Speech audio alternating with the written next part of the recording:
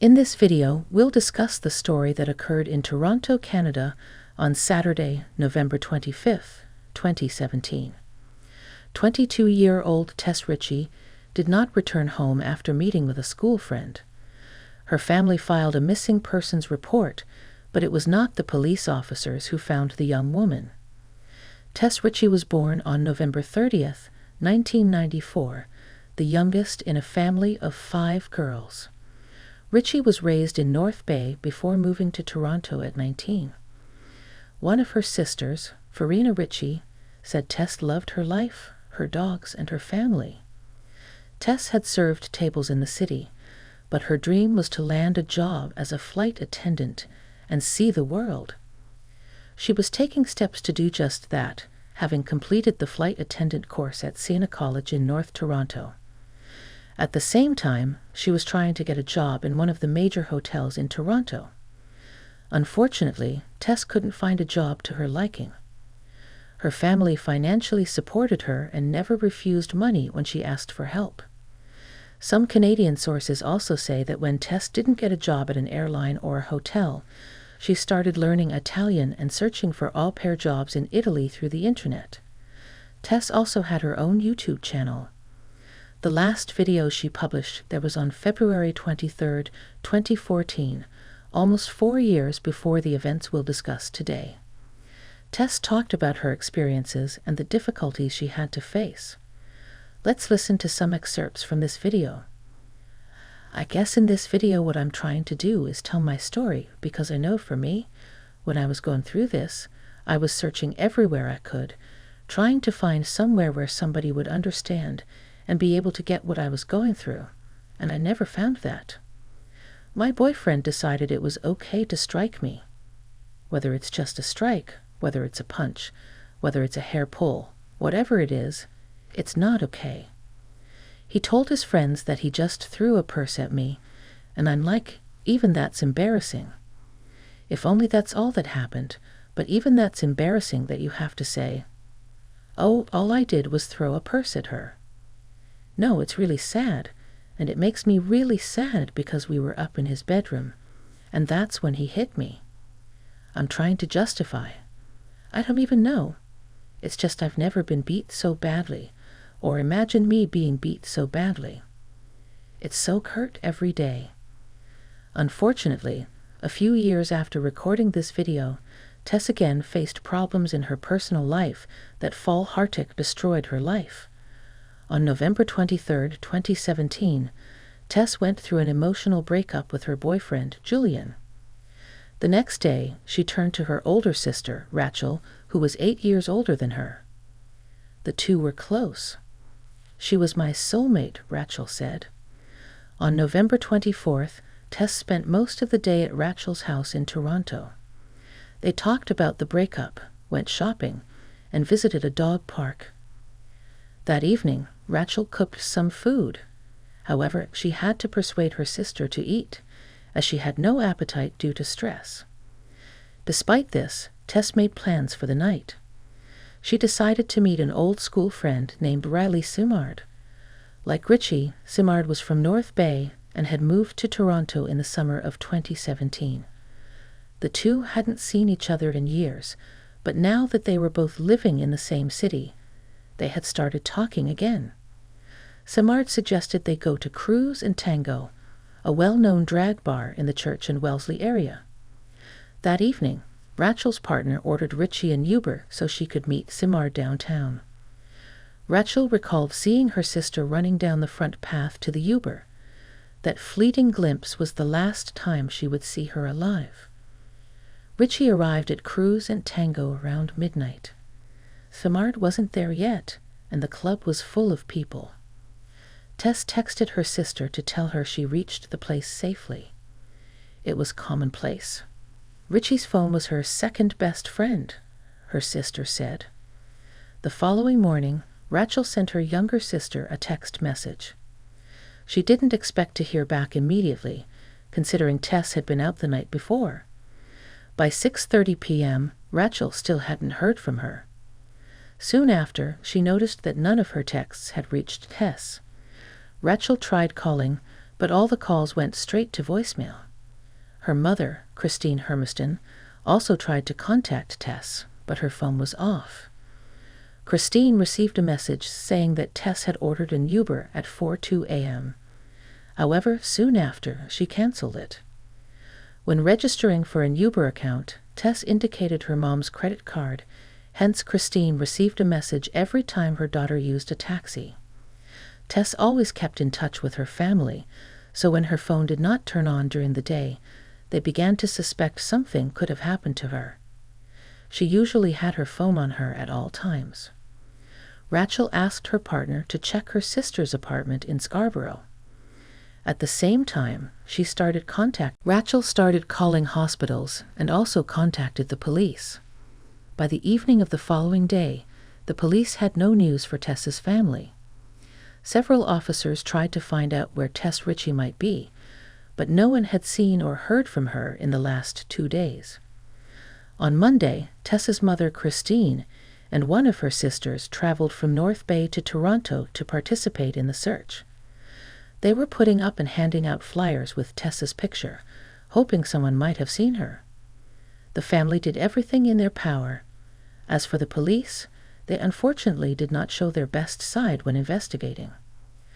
The disappearance of Tess. At 6:20, it was noted that Tess's friend Riley, with whom they visited the bar together, returned home safely after that night.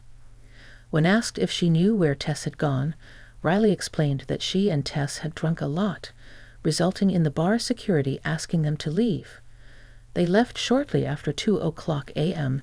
and went to Wellesley Street to eat. On the way, they met a guy who went with them, though Riley couldn't remember his name. At Wellesley Street, they ordered hot dogs. Tess wanted a vegetarian hot dog, which led to a conflict with the seller, as Tess believed they gave her a hot dog with meat. Riley admitted that her friend took mustard and sprayed the vendor's cart, after which they had to run to Dundonald Street. While there, they talked to a woman named Michelle, who listened to Tess share about her recent breakup with her boyfriend. After their conversation, which lasted about 20 minutes, they exchanged phone numbers. Riley received a text from her boyfriend at 4:00 a.m. asking her to come home, and she said goodbye to Tess and walked towards Yonge Street and then home. Tess, disappointed that Riley had left, ordered an Uber at 4:02 a.m. The driver arrived at 4:14 a.m., but Tess wasn't there. On Wednesday, November 29th, just 1 day before Tess's 23rd birthday, Christine distributed flyers with her daughter's picture in the area where people last saw her. Christine explored Dundonald Street, turning to Anne Brazo, a nurse who worked at St. Michael's Hospital and whose daughters had been friends with Tess since elementary school. Together, they set out to find Tess amid a growing search effort. Brazo made a haunting discovery while peering into the bottom of an outdoor stairwell at a construction site on Church Street. She recognized Tess's body lying on the concrete. Shocked and terrified, Brazo called out to Christine, who raced down the driveway and stopped dead at the stairwell, screaming for help. Tess's death became a heartbreaking challenge for her family, as they found her body just 300 yards from the bar where she spent time before disappearing. After Anne and Christine found Tess, an anonymous police source provided the press with new information, alleging that Tess advertised her intimate services online and worked in a strip club. Christine angrily replied that Tess was not making a living in the sex trade, stating it was a bladenblie that suggested she lived a high-risk life. Although Tess had worked as a waitress at a strip club, she had quit less than 2 weeks after being hired. Despite the discovery of her body, police initially did not suspect foul play, but the homicide unit eventually took over the case after an autopsy revealed she died of neck compression, and traces of male DNA were found on her clothing. Police began searching for a suspect based on Riley's testimony, trying to identify the man the girls met that night. CCTV footage revealed Tess and the unknown man walking hand in hand at 4:14 a.m., but the following recording taken 46 minutes later showed the man leaving alone. Tess never appeared in the footage again. Thus, police believed this man was the main suspect in Tess's case. On December 10th, during a press conference, the Toronto police published pictures of the man taken with the help of video surveillance, hoping someone would recognize him. Shortly after the images were released, the man called the police station, claiming to be the person in the photo. He was identified as 21-year-old Colin Schlatter, who lived with his parents and younger brother in North Toronto. He had completed a year of postgraduate study as a car mechanic and worked with his dad in construction. Schlatter, along with his parents and one of his lawyers, went to the police station, where he briefly spoke with detectives but refused to testify. Ultimately, his parents provided crucial evidence to the police. Station Schlatter threw an empty water bottle into a trash can. The police promptly seized it and sent it for forensic medical examination. It took some time, but eventually, they determined that the DNA sample on the bottle and DNA samples extracted from seminal fluid and saliva found on Tess Richey's body belonged to the same person. The police planned an undercover operation to monitor Schlatter for several weeks, but the DNA results accelerated the process. Schlatter was arrested around 11:00 p.m. on February 4th, 2018, after watching the Super Bowl with his family at the Clex Zenas Queensway in Etobicoke. They took him to 13 Division and placed him in a holding cell. At 3:19 a.m. on February 5th, 2 other men were locked in holding cells on either side of him. Schlatter had no idea both were undercover cops and that he was about to give them an abundance of evidence. The 3 men sat in separate, nondescript holding cells with a combination toilet and sink, as well as a bed. Schlatter was locked in a cell between the 2 cops, with all 3 men facing the same wall. None of them could see each other, but that didn't stop them from talking for hours.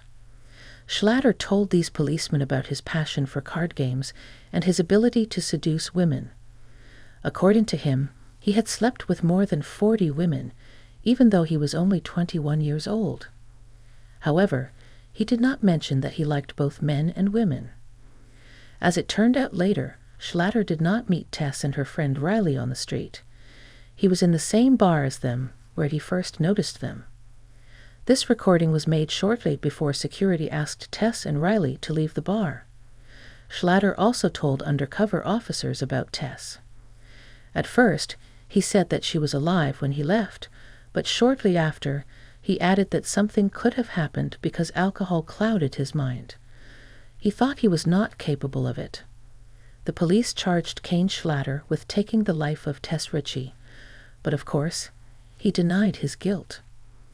In June 2018, 2 police officers, Alan McCullough and Michael Jones, were charged with 2 counts of misconduct for neglect of duty under Ontario's Police Services Act. According to the notice of hearing, they allegedly failed to thoroughly search the adjoining property or immediate area, interview neighbors, and notify a supervisor. If they had followed protocol, Christine Hermiston stated, they would have found her. She was lying just around the corner.